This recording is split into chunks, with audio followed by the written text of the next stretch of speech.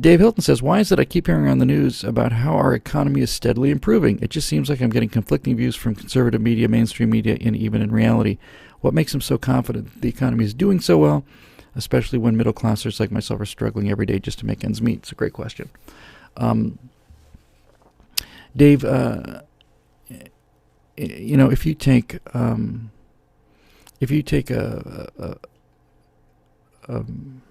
imagine a white sheet of paper that's covered with little tiny little dots. Connect a dot thing, when you draw, you like connect 10, 11, 12, 13, next thing, hey, it's a giraffe. Those kind of dots. But imagine you put a bunch of those dots on a giant tablecloth and you didn't have any numbers. You just had dots and a white piece of paper, and somebody gave you a green crayon. You could connect the dots and draw any damn thing you wanted to. You select what hits you want and what misses you want, and you can draw anything you want to. You can draw a sunrise, you can draw a dragon, you can draw a frying pan, you can draw anything you want. And so when you hear that the economy is getting better, what it looks like to me when I have a chance to talk to guys who are really understand what's going on, you hear things that even at first glance you realize are kind of silly. For example, let's say the unemployment rate is down below 8%. Let's say it goes below 7%. Hey, that's great economic news. Think of all the great economic news. The economy is improving. The employment rate is down. And then you find out that the employment rate is measured by people applying for unemployment insurance, or for people going out looking for work and trying to get insurance. So a job rather. So what you find is that if the unemployment rate goes down, one of the reasons it can go down is that people who've been out of work for 3 years just stop looking for work. They just give up. And if those people don't go out looking for work, then we don't count them as being unemployed. If they give up and they just say, I'm done. I'm either going to live on savings or I'm going to live on the government dole. Once those people stop looking for work, they are no longer considered unemployed. So frankly, if every single person in America stopped going to work and stopped looking for work and just took the government paycheck, our unemployment rate would be zero because no one's looking for work because everyone's given up. So that's how you get these kind of conflicting signals, Dave. And the stock market is doing really well. It's reached record highs. We don't know where that number would be if we'd had a sound economy. We do know that the corporations out there and private businessmen are sitting on trillions of dollars of cash reserves, and they're not starting new businesses for a number of reasons. But first reason is they just don't know what President Imperial Whim is going to do next. He took 3 years to passed the law, and then aspects of the law hurt his poll numbers. So with a wave of his finger, he says, that part of the law we're just going to ignore. This part of the law we're going to ignore for a year, but then we'll turn it back on in a year. This part of the law we'll enforce or not enforce depending on how I feel on Thursday. And when you start asking businessmen, actual people who know how to make actual money and who actually know how to hire people and give them jobs, they'll tell you everywhere. They'll say, we've got cash and we see opportunities, but we're not getting into this mess. Not now. Not with this. Why would I invest, forget $100 million. Why would I invest $100,000? Why would I invest $5,000 to start a business when tomorrow, at the whim of the president, some completely new rule will come along and I will be legally forced to comply with, and will mean that I simply can't make a profit anymore. I'm going to be hit with this insurance plan that I'm going to have to pay for all of my employees, and I can't pay it, so I'm out of business. So you wonder when you see things like, the Dow's at 15,000 or 16,000 or whatever. You ask yourself, well, first of all, what would it be if this economy were run sensibly by the people that control the money supply? Because the people in the government cannot create wealth, and they can't manage wealth, they can't organize wealth, they can't deliver wealth. All they can do is control the number of shiny shells that we use to exchange for wealth. And what they've done is once you take once you take interest rates down to zero or near zero, you can't go past that. This easing and this printing money to keep money available. Hey, here's some free money. Start a new business. Hey, look, the economy's reviving. Look, things are starting to move. Well, they're starting to move because the government is printing money and handing it out with all these benefits and stimulus packages and all this other stuff. But it's not real money, and it's not real businesses to the degree that they're not founded upon the kind of principles that make sense. If the government wasn't printing money, and every time you print a dollar, then all of the dollars that we hold in terms of savings and assets is worth 1/400,000,000th less than it used to. You don't have to explain that to most people, but if you've got $1,000 in savings and the government prints enough money so that now everybody just gets an extra $1,000, that money that you've been saving for maybe years and years and years back when money was worth something, now everybody has $1,000. And let's say everybody puts it in savings and all that money's out there in the market. So what happens? Prices go up. The prices go up because there's money out there. So if you'd saved and saved and saved and you had $1,000 in the bank and then the government just prints up $1,000 and you get it through some government program or something, what's the point of having saved all those years? Your savings are now worthless, or essentially worthless, because now the money's out there, everybody's raising their prices, so your savings get worth less and less and less. And the worst thing of this guy taking over things like the student loan program, remember that little scandal? It's hard to keep track of the scandals now.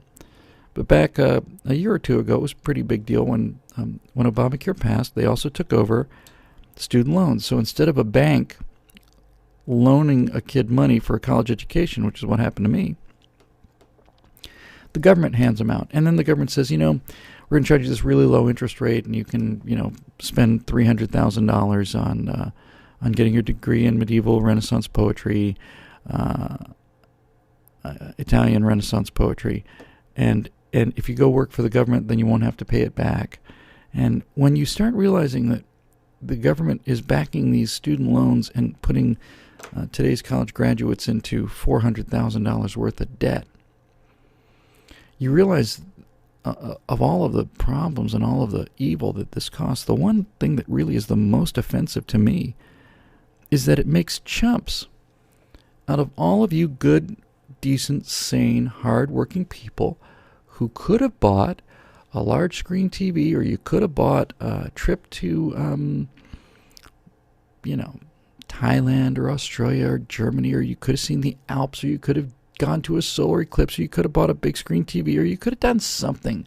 You could have added an extension to your house, but you didn't. You didn't do any of that stuff. You saved your money for your kids' education, and then along comes Mr. Socialism, and he prints so much money that the people who didn't save are getting these giant college loans. And because the universities are not immune to market pressures, when they see so much money available, the cost of a university education has gone up by a factor of 5, 10, 15 since I was in college? 20, 50? Who knows? And what he's done by giving away printed money, you can't give away wealth. We can't make wealth. The government can't print wealth. You can print money, but you can't print wealth. You have to make wealth. You have to earn it. You have to create it. And those of you people out there who created wealth your entire life and took a portion of that wealth and saved it so that you could help your kids create more wealth, they turned you into chumps. But you didn't need to save that. You could have bought something with it. Because we're going to give it to your kid for free, and we're going to give him a ton of it. And if you can't pay it back, then we'll write it off. And you can't do this forever. You can't do this forever. We owe $17,000 billion, and that's just what we owe. When you look at what we're on the hook for, it's $100,000 billion. And sooner or later, people are going to make this decision, and I've done it live in one of the speeches I did. I hold up. I've got 100 trillion. I'll do it now. I'll just do it right now. I know I've got it here somewhere. I'll find it because it's pretty compelling. It's pretty powerful, and you should see it up close because it's something to remember. Somebody gave me this as a gag. They gave it to me at a Tea Party thing a couple of years ago. I was just doing really small Tea Party groups, and somebody walked up and gave me one of these and said, "It's real money, you know." I said, "Oh, that's very kind of you." And I thought it was kind of amusing. I didn't realize the power of it. But I realize it now. Here's a piece of colored paper, and it's actual money. It's legal tender. It's actual cash drawn on the Reserve Bank of Zimbabwe, and it's in the amount of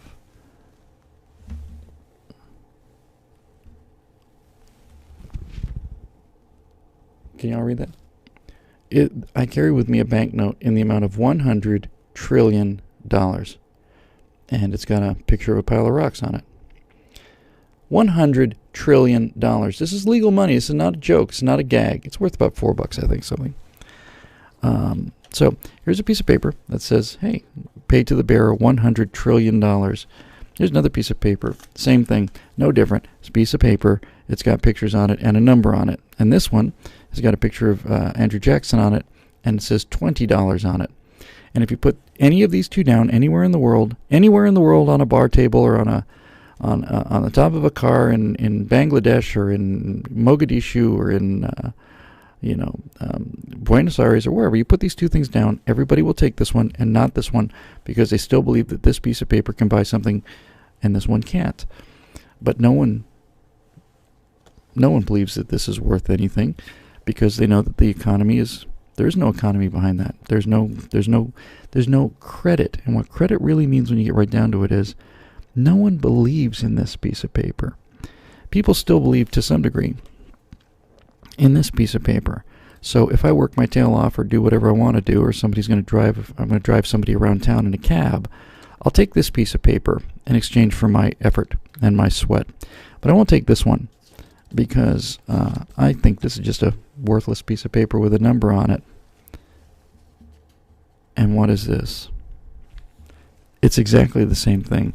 It's exactly the same thing. And the only difference is people believe in one and they don't believe in the other.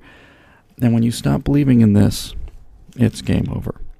And you can't just keep printing these things, you know. If they started giving out these $20 bills, imagine, for example, that's an interesting thought. I stumbled on something useful, undoubtedly by accident. Imagine during the next Macy's Thanksgiving Day parade, instead of dropping confetti, what if they were to just drop $100 bills on the street? And the reason I say it's an interesting thought is because you thought, oh my God, you can't possibly afford to drop $100 bills on the street. But if you think about it, the amount of money that the government is printing, just printing out of thin air, they could drop $100 bills on parades down the entire length of Manhattan 24/7 for the rest of the time. That's not even a dent in the amount of money. They're printing trillions, thousands of billions of dollars. So imagine if everybody just basically, you looked out on the streets of New York City and every day it was raining $100 bills from the sky. People just opening windows and just throwing 20s and 100s out there, just throwing baskets of them out there because they like the way it looks as it falls through the air. If you did that often enough, the first thing that would happen is people would start collecting up that money and they'd start picking it up and they'd start buying things and they'd start feeling really happy. Next thing you know, they came out to see a parade and they thought they'd see Justin Bieber's retirement tour, and the next thing you know, the sky's open and they go home with, $7,000 worth of money that just got thrown out the window like confetti. So what happens?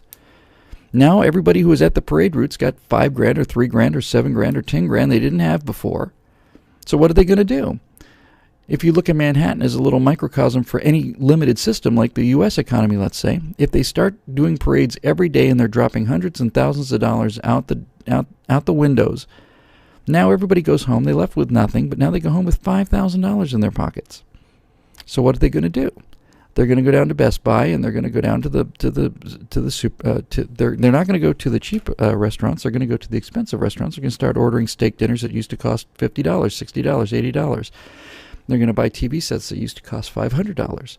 And the second that the people who own those stores realize, holy cow, everybody's coming in here with $7,000, that $60 steak dinner is going to be a $2,000 steak dinner the next day. The next day. Because if everybody can walk in and everybody who walks in the door has $5,000 on them and they want a dinner, you can make your steak dinner cost $2,000, $5,000, $8,000 because they'll pay it. So now the prices have gone through the ceiling. And what happens to those people who didn't get out there for the parade and catch the $100 as they came whistling down? What if they saved $5,000 over the course of 2 years of scrimping and having less than they needed? What does that do to their $5,000? It makes it worthless. $5,000 could have gotten you through months and months of food. But if steak dinners are $5,000 per steak now, then all of that saving and all that work is gone. It's gone. And I genuinely believe that that's what they want. That's what these people want. They want savings to be worthless. They want hard work to be worthless. They want everybody dependent on the government because that means they're dependent on them. They're control freaks. They're tyrants. They're rulers. They're dukes and earls and all these people that we fought to get away from. That's what they are. That's what they want. They want to rule over the ruins. They would rather be the masters of a nation of slaves than be the executives of a nation of free people. They want to rule. They want to tell you what to do. So that's how it works, Dan. And when you see good news about the economy, look deeper and you'll see the unemployment rate is down because people aren't looking for work anymore. And the stock market is at an all-time high because money is not what it was worth 5 years ago or 20 years ago or 50 years ago. And for the people who keep saying that the gold standard folks are lunatics, the reason people like the gold standard is because you can print money, but you can't print gold. Now, there are problems with the gold standard. The economy is bigger and legitimately bigger. There is, in fact, much, much more wealth. There's more wealth in the world for gold to be able to be accounted for. You can't really just say, hey, we should go back to the gold standard. That's not a whole argument. We'll get into that. But what you really need is you need something to control the money, because if the exchange medium is flooded, then the wealth becomes less valuable. And when the money, as they say, bad money pushes out good. If you have gold and you've got dollars, and as you saw in the Weimar Republic, every single day that goes by, your dollar gets worth less and less and less and less and less. You're going to take the gold and you're going to keep the gold and you're going to buy everything with the crap. And you could see that when they started replacing silver dollars and gold dollars, once paper dollars started to come on the market, people said, here's a dollar that's made out of gold, and this actually happened, and here's a dollar that's made out of paper. I need to go buy $1 worth of toilet paper. Which one of these two things should I spend? What do you think happened? People kept the gold dollars under their mattresses, and they took the paper dollars out and they bought stuff with the paper dollars, because 2 years later, that dollar in paper was worth 90 cents, then it was worth 60 cents, then it was worth 10 cents. But the gold is still gold. And I never know, the big challenge of the age for me is how much of this is stupidity and how much of it is evil. Every time I think they're this evil, I realize, no, it's possible they could be this stupid. But I think really, to save everybody time, when it comes down to the question of, is Barack Obama and these progressives, are they either A, evil, or B, stupid? I think the answer you could probably just go with consistently and be right is yes.